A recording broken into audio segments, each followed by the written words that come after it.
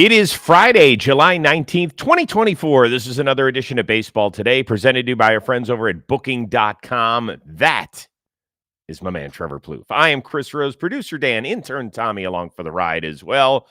Here to get y'all set for the first weekend series of the unofficial second half of the Major League season. And we start off with a tip of the cap to the Hall of Fame class of 2024. And Trevor Plouffe, I know you'll be out there because you played with a Hall of Famer come Sunday. I did. I'll be there to support my guy, Joe Mauer. I'm excited. I don't really know what to expect. I have been to Cooperstown before. It was when I was 12. I did the whole Cooperstown tournament thing back in the day. So I remember going to the hall, but the memories, that's a long time ago, Chris. So the memories are kind of fuzzy for me. I'm excited to kind of like take it all in again. And then I heard there's like one night, maybe it's tomorrow night, the guys kind of just like sit around the fire and it's a bunch of Hall of Famers and you get to just kind of like have some drinks and talk. Like that is like my ideal night. So, yeah, get to meet up with some of my ex-teammates. All these things are exciting, and I can't wait to tell you all about it when I get back on Tuesday. Yeah, it's going to be awesome. Listen, take as many photos as you can. Like this is walking Cooperstown legends that are going to be around there. So introduce yourself to some of the older guys. Meet as many of them as you can, please. I'm going to make a point to do that. I'm going to try to fly or sleep as much as I can on tonight's flight because I want to stay up and just hang with these guys for as long as possible. Can you sleep on planes? I can. Okay. I can't. It depends. Like I don't usually like to, but like, you know, it's a midnight flight for me, so I'm going to do my best. Yeah. I would just be up the whole night doing something, watching one of my many streaming services that I overpay for. All right. So congratulations to the class of 2024. Mauer, Todd Helton, which is why I'm wearing the hat, represent. Adrian Beltre. So it's going to be really, really cool. I think it's great. It's fantastic. I'll be watching on Sunday. But let's start this show today in the American League West. You got Houston at Seattle. Mariners currently clinging to a one-game lead over the Astros. Mariners, the organization, nor the players would never admit that they missed an opportunity to bury Houston early in the season. But did they? And if so, will they regret it? I think there's two ways to answer this. The clear answer is yes, they missed their opportunity, and yes, they regret it. But also, if you look back and if you were to tell Mariners fans and the team in general, hey, you're going to be a game up on Houston at the deadline or at the All-Star break, they'd be like, yeah, that sounds great to us. But the reality is they were 10 games up on June 19th, Chris. They were 10 games up, okay? And now they're one game up. They went 8-16 from June 19th until now, while Houston went 17-6. You could even bring it down a little bit further. There was a stretch where the Mariners went 3-10, and coinciding with their 3-10 stretch, the Houston Astros went 13-2. Like it happened so quickly. That's the shocking part about it. So again, like, yes, did they miss their opportunity to do it? Yes. But I think if you just erase how it happened, Mariners fans would be happy to be sitting with a one-game lead over them. Now, it's the same old song and dance with the Mariners. They haven't had any offense, essentially. And I don't think it's fair just to only point to Julio, although he's like needs to step it up. He's gotten better over the last couple of weeks. But like by and large, the rest of the team needs to step it up, and they need to make moves. The moves they made in the offseason haven't really worked out for them offensively. So, I mean, that's the problem. But to answer your question, I mean, yeah, they missed their chance, and they are going to regret it. It wouldn't surprise me if they were sitting in second place after this series. You know what? They missed an opportunity to go get Juan Soto in the offseason. That's the opportunity. Like, let's be honest here. They kind of shuffled the chair decks of the chairs on the deck of the Titanic a little bit, right? We did think that Polanco was going to help them out. He hasn't been healthy, and he hasn't been good when he's been in the lineup. Mitch Haniger, you knew was going to be kind of a coin flip on his return just because his health hasn't been good over the last few years. He had his most productive seasons in Seattle, but it hasn't been great. So offensively, they've been a mess. You know, they tried. They were like, let's get rid of the swing and miss. And they've replaced it with other guys who swing and miss. It's just the swing and miss jersey names have changed. So listen, this was a lot on Houston. Let's give Houston the credit for sticking around, because there were a couple times they were 10 games under 500 in May. And we thought that maybe for the first time since this team came together in 2015, what? Don't say we. I You're never right. said that. You did not.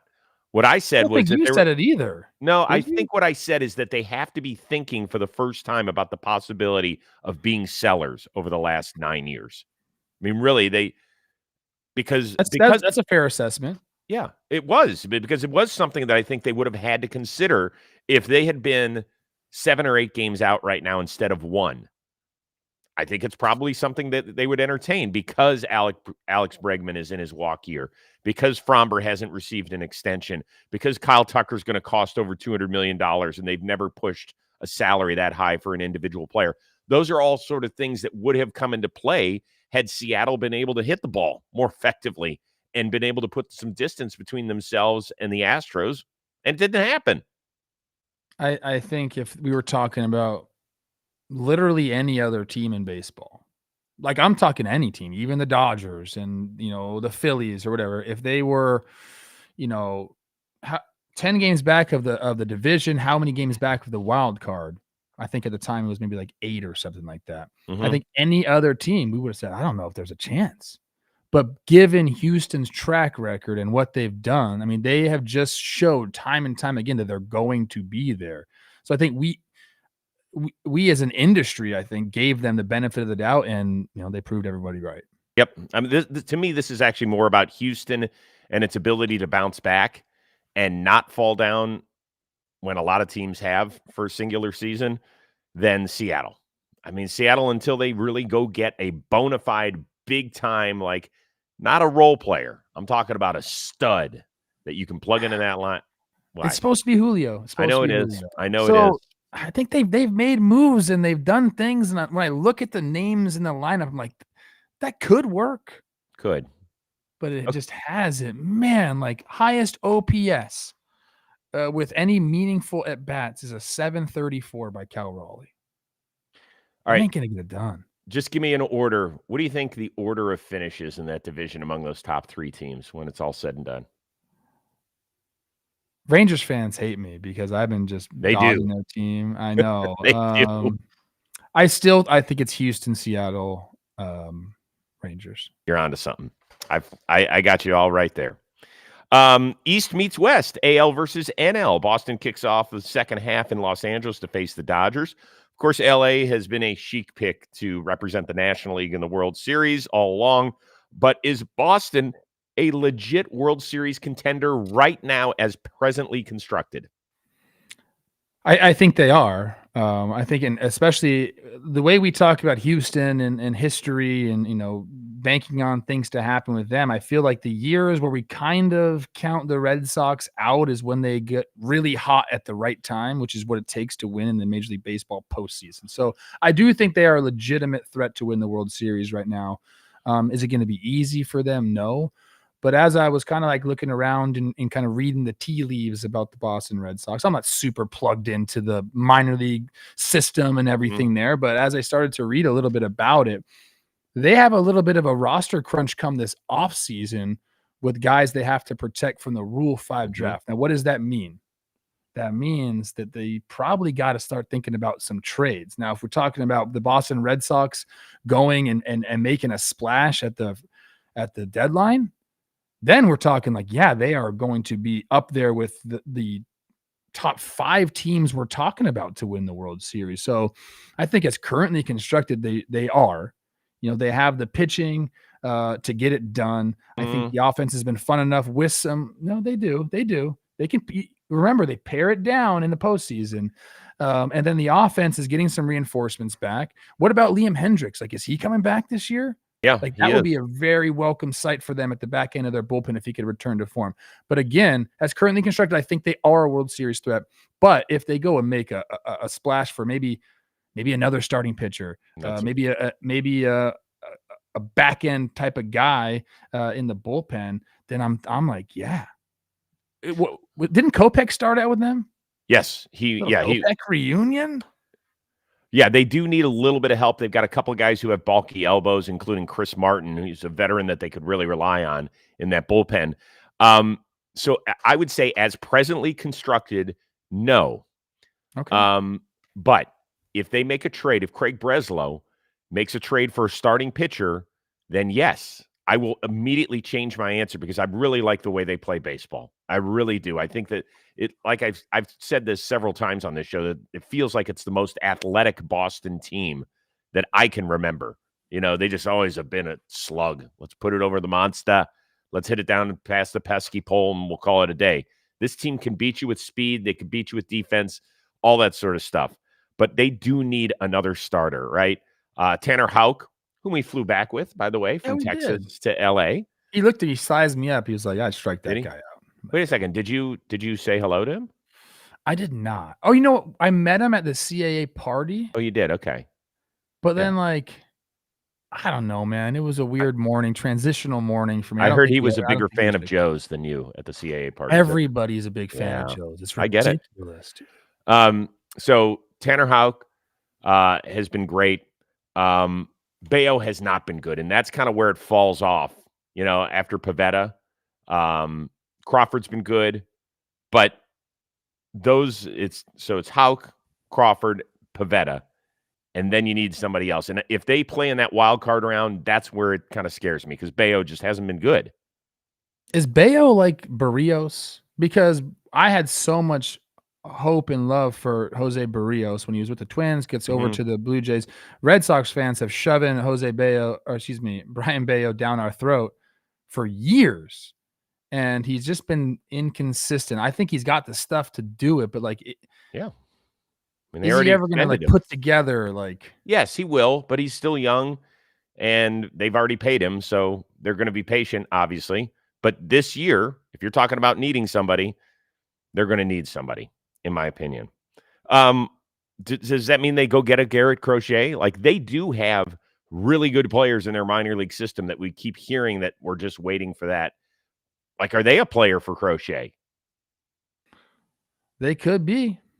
I think everyone wants to get this guy. It's going to cost a lot, dude. Okay. So what? Why not? Let's go pull the trigger. That could be fun if you're Boston. Hey, one other thing I want to touch on. I know that the trade deadline draft show that we did was on Talking Baseball. So hopefully this gets to their audience, everybody. Because they put out the list, the 32 guys that we drafted. Each of us draft 8. The 4 of us draft 8 guys each.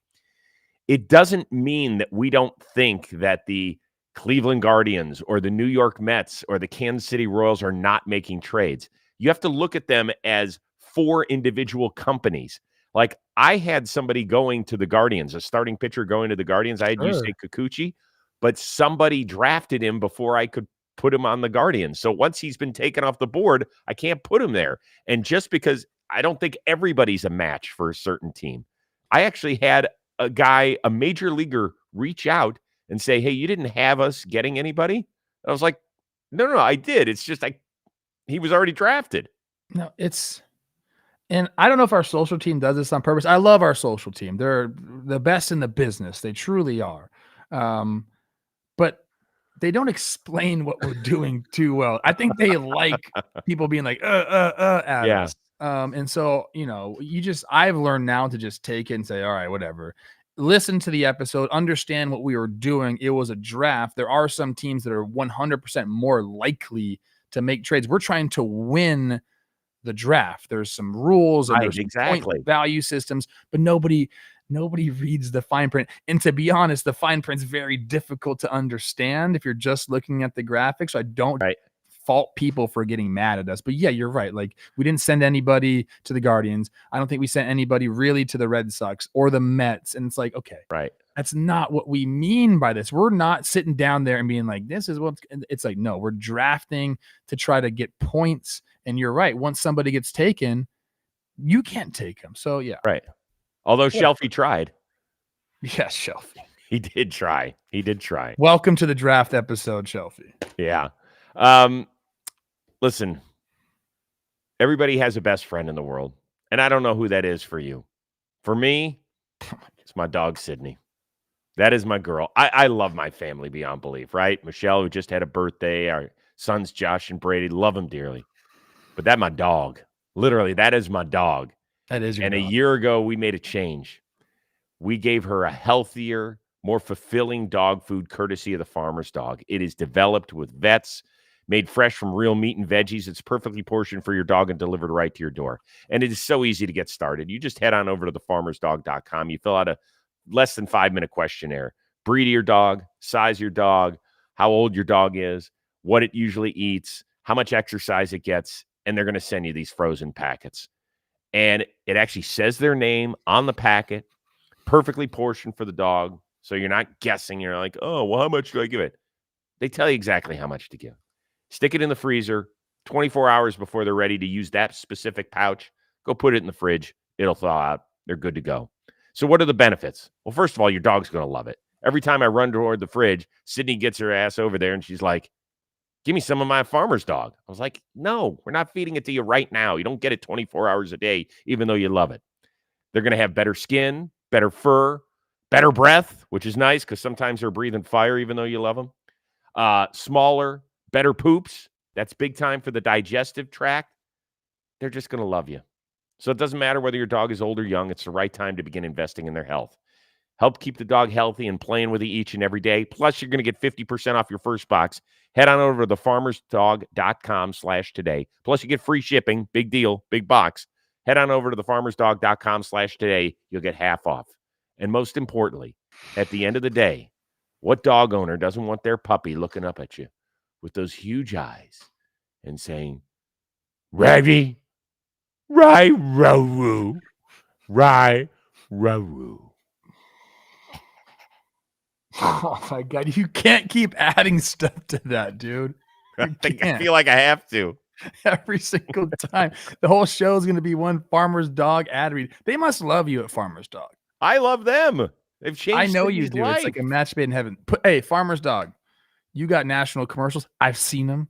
Put Chris Rose on one. It's true. I probably do. I'll need take to a commission sneak in fee one of for those. that. It's fine. I'll give it to you. You can have the whole thing. I just want to be You a see part this of shirt, by the way? Oh, that's good. Big party for us. It was hell of a good party. Big series in Atlanta gets going tonight. Top two teams in the National League wildcard chase go after it. Atlanta's got a 3.5 game lead over St. Louis as they square off. We obviously both loved the Braves at the beginning of the year, but is St. Louis as big a threat to represent the National League as Atlanta is at this point? Okay. Cardinals fans, let's just relax a little bit. What I'm about to say, I think, is true. I like Atlanta in almost every facet, and I'll go like offense, starting pitching, and relief pitching. Almost every facet a little bit better. And that's great for the Cardinals. Like Atlanta is one of the premier franchises in baseball right now. They've dealt with some injuries, but they're still right there. I think maybe the bullpens, I would say, are close. But offense and starting pitching, I'll give the nod to Atlanta just a little bit. But that doesn't mean that St. Louis can't go on a run like they've been on the last 2 months. It doesn't mean they can't go out and win the World Series. Like I think they have enough talent to do it. They've done it basically without real production from Paul Goldschmidt and Nolan Arenado. So if those guys come on and the rest of the guys keep doing what they're doing, like we're talking about a team that can really run it, Chris. But you could say the same thing about Atlanta too. I mean, they haven't had seasons from Matt Olson or Austin Riley yet. So if those guys start to really get it going, watch out for Atlanta too. So I don't think they're there with Atlanta yet, but they have proven to everybody that they're a force in the NL, and they're going to challenge the Brewers for that NL Central title. I firmly believe that in September we're going to be talking about a 2-3 game separation where they have a chance to go out and get it. So I believe in the Cardinals. I've been one of the only people that's constantly believed them. Have I been mad at Ollie Marmol? Yes, 100%. But the guys on the team, I've been a defender of this roster the entire time. So I think they have a chance, Chris, to really go out and do something this year. But if you're asking me, like, are they on the same level as the Braves? I just think they're a tick below. That's it. I agree with you, and it's all boils down to the starting pitching. It's that simple. The Braves have 3 all-stars in that starting rotation since Max Fried got the late call. 3 of the guys in their rotation have a lower ERA than St. Louis's best in Sonny Gray. The other guys all have an ERA over 4. Michaelis is an ERA over 5. Now, I will give St. Louis this credit. They weathered the storm. We thought it was going to be really ugly after the first 4 or 5 weeks of the season. We're like, man, oh, man, this is going to be brutal. There's going to be heads rolling, and it didn't end up that way. They really got saved by, like, Mason Wynn and Alec Burleson. Gorman's delivered some pop. I do think that these two teams, they're similar from this standpoint. Those corner guys who are, in some cases, legends and are going to get Hall of Fame consideration, I do believe, those guys have got to get going. Last year at the break, did you know that Olsen and Riley combined for 45 homers? They've got 25 combined this year. Goldschmidt and Arenado last year combined for 34 at the break. They've got 21 this year. I implore those guys, cornermen, let's get going. Owe it to your teams. Oh, that's all they need. Hey, guys, Chris Rose said to get it going. Yeah. Let's go. Hey, listen, I got the Mets going, didn't I? Well, you did it the opposite way. You were not encouraging them at all. Well, that do it right matter. now. Do it right now. Bury these cornermen, as you called them. Bury them right now. I'll be shocked if one of them hits a homer at all the second half. There you go. Was that legit? 5 homers tonight. Yeah. 2025 schedule came out on Thursday. It's never too early to do that. Season's going to open next March, the 18th and 19th in the Tokyo Dome with the Cubs and the Dodgers. Shota and Shohei. Are your juices already flowing for that matchup? Yes, because I want to go. Like I've been talking to Jimmy about this. Like we should go. Whether it's just me and you or Jake and Jimmy and all of us go, like we should be there. I think that will be such an amazing trip. I also like there's so many storylines there because Shota and Seiya and Yamamoto and Ohtani, like having all of those guys there for that is amazing. I really hope it ends up being like Shota either versus Ohtani or Yamamoto, like starting the game. I think that would be awesome. Although I don't know if Justin Steele will give that up to start. He probably would, right? He doesn't. What does he care? Of course he would. How many games are there? I guess that's my question. 2 games. Okay, so they're going to pitch regardless. I think are we going to have 3 Japanese starting pitchers in those 2 games? That's amazing. You asked me about juices are flowing. They are. I think that's really cool because it's cool to have any team start in Japan because the fans are so great there. But then for them to also have like their guys pitching in front of them and hitting in front of them, I think it makes it extra special. So I'm lobbying hard to get us to go there to see that opening day. Yeah. Well, I appreciate it. I would love to go. I hope it happens. The only thing that makes me a little upset is because of the time change. It's on at such a weird, funky hour here in the States. And I think I don't know how you get around it. Like, that's the problem is I don't think enough people here will enjoy it. What time is it at? I don't know. Hold on one second. Let me find out what time it is in Japan right now. 5 a.m. What time is it in Japan right now? Sorry, I don't understand. What does that mean? I don't know. I mean, I can do it right now. What do you want? World clock. Yeah, do the world clock for me. Almost there. Right now in Japan, it is 1:30 in the morning. So the game will be at. Yeah. I don't know. Why are we trying to do this right now? Do it on the fly? Well, if it's at 7:00 at night there, then it's in the wee hours of the morning. The Dodger fans had to live through this when they opened the season in Korea this past year. It was like in the middle of the night, right? It was like 3 or 4 in the morning was first pitch. And that was tough.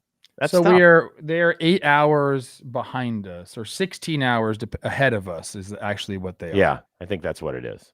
Yeah. Okay, so if it starts at 7, yeah, you're right. It starts at It'd be early morning. 6 a.m. Eastern, but on the West Coast, it's not ideal. And I think it would be such a fun thing for everybody to watch. What do you want to do? Japan start at 4 in the morning so the Americans can watch it? Let's go, Chris. No, but maybe start it at 10 o'clock at night. They'll still be there. They'll party it up. No, I'm excited for it. You just I try to am put a too. damper on it with not I me. did not dude. try to put a damper on it. I'm very, very excited. Hey, we got a nice little tip in the super chat from our buddy Feo, whom we saw at our John Boy Media Bash and got a Shout chance out to meet his Theo. pops. That was very cool on Tuesday. He said on June 20th, Trev claimed the man who dropped the boomstick on another fan at the Rangers game was partially not to blame due to the flimsy box. Now that he has held said box in his hand, is he still of that opinion? Yeah, the box needs to be way bigger. It just barely holds the dog in. The bun, the dog sits on top of the bun, doesn't even go in the bun. So this is like we could reinvent. We're gonna talk, Feo. I love you very much. We're gonna be talking about food here in just a little bit. I will say this. I did not try the boomstick, first of all, because it looked like Jake had made out with half of it. Yeah. The chili on top of it is what lost me. That literally looked like somebody had dug their hand in the toilet and threw it on top of the hot dog. That was it. Again, we're about to get to food, but if you want to start right now, it tasted great.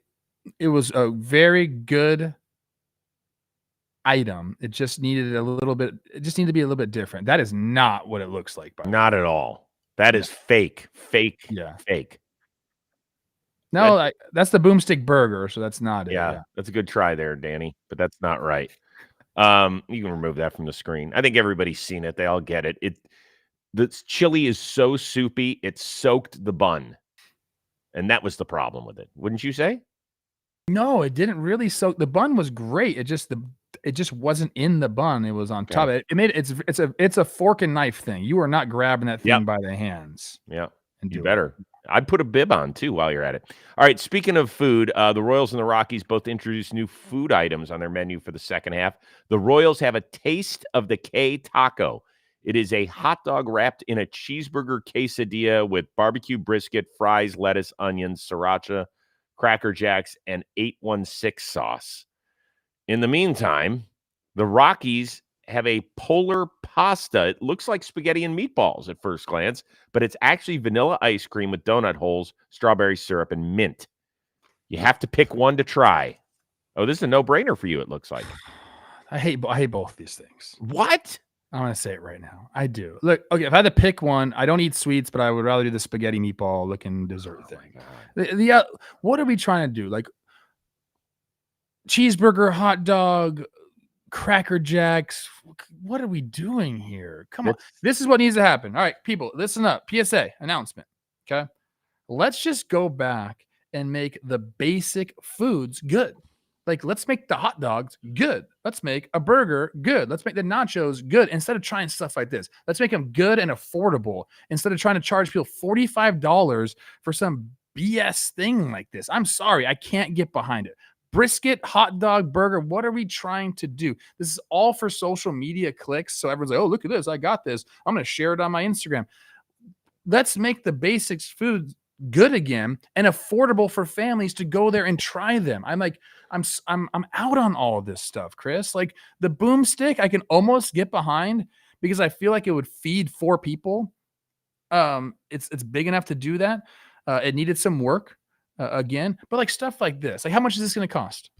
I'm very curious. I don't know. That's got to be at least $25, $30. Tommy, maybe see if you can find what it's listed at price wise. I want regular, good ballpark food, make it quality and make it more affordable. That's all I'm asking. Let's work on the fundamentals. You're right. Yes, exactly. Oh my gosh, Chris, you nailed it right there. This is a team with no fundamentals who strikes out way too much. Like put the ball in play every once in a while. So it's almost like this should be PFPs for ballpark people. I think this is constructed by people who have never like experienced a baseball game before. Yeah.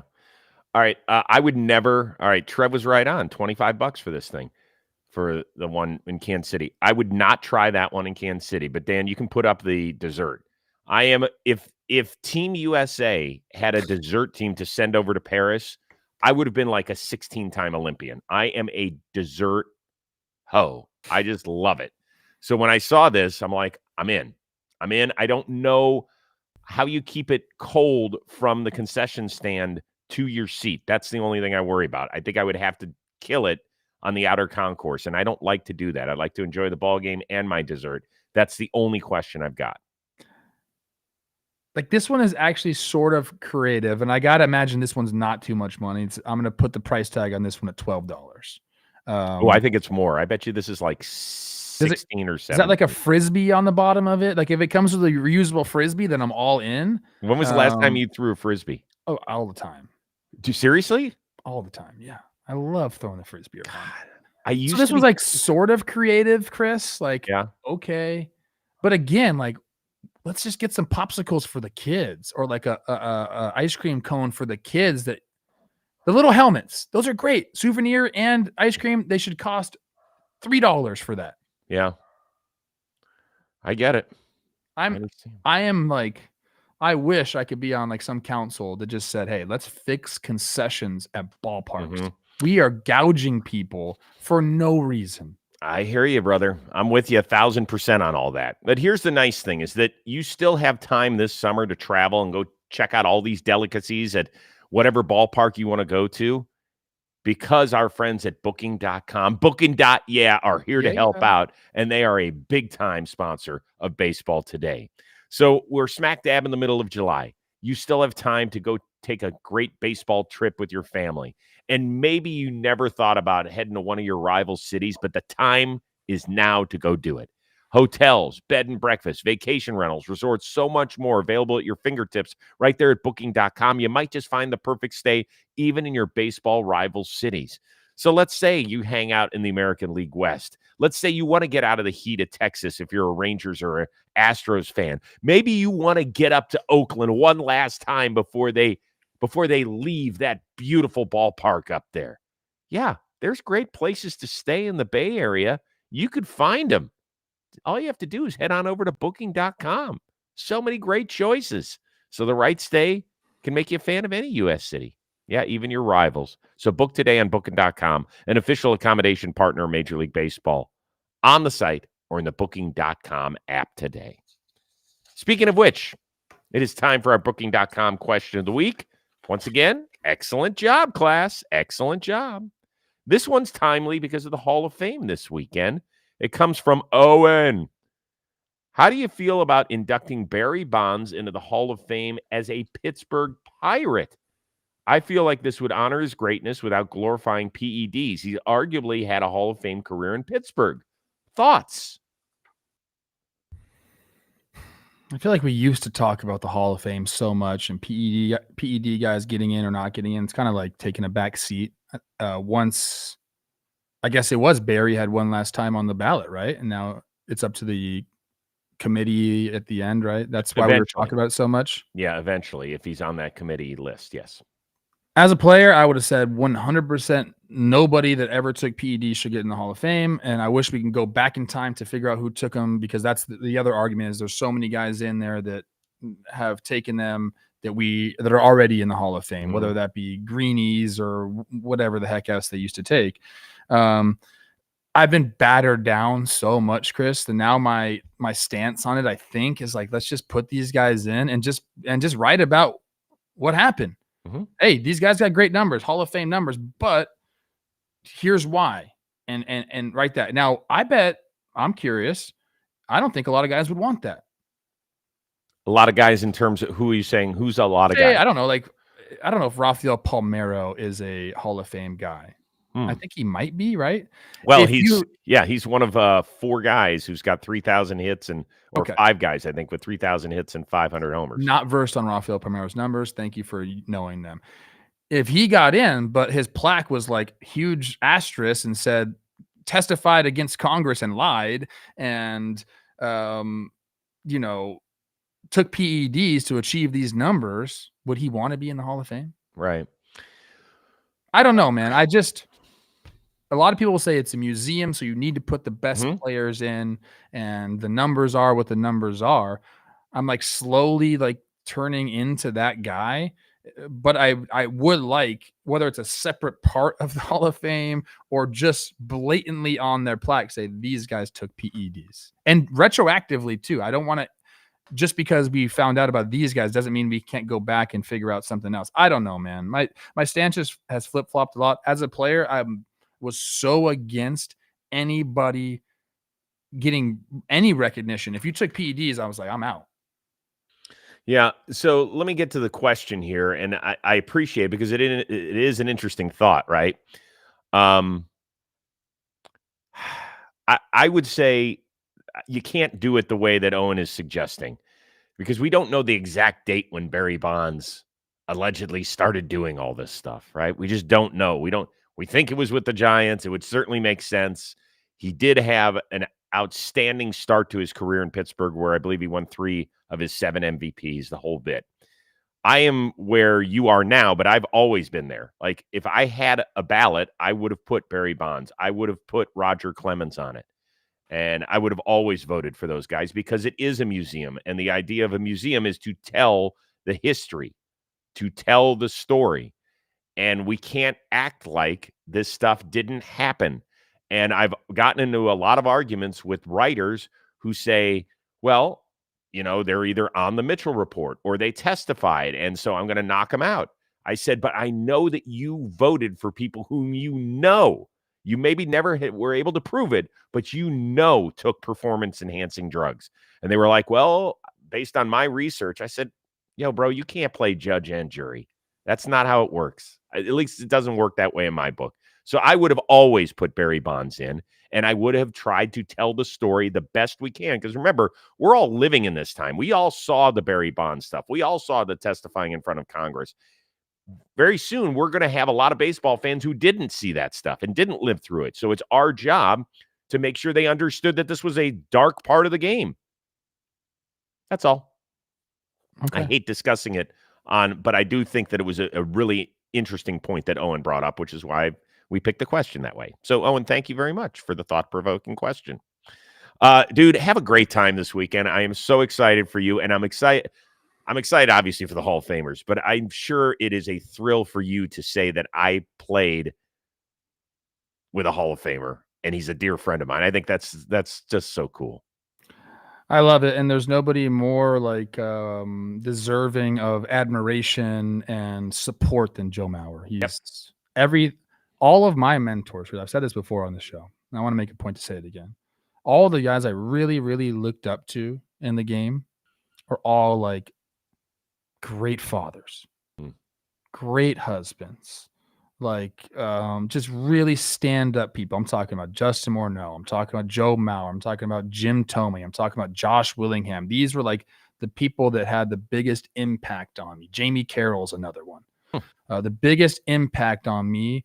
I wanted to be like these guys. And I hope I think about that all the time. Like, man, I want to be what they were. So I strive to be that.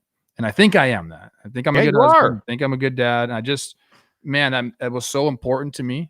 And I was lucky enough to have so many guys like willing to give me advice and take me under their wing and whatnot. And dude, to be able to just like show support for that is like a no-brainer.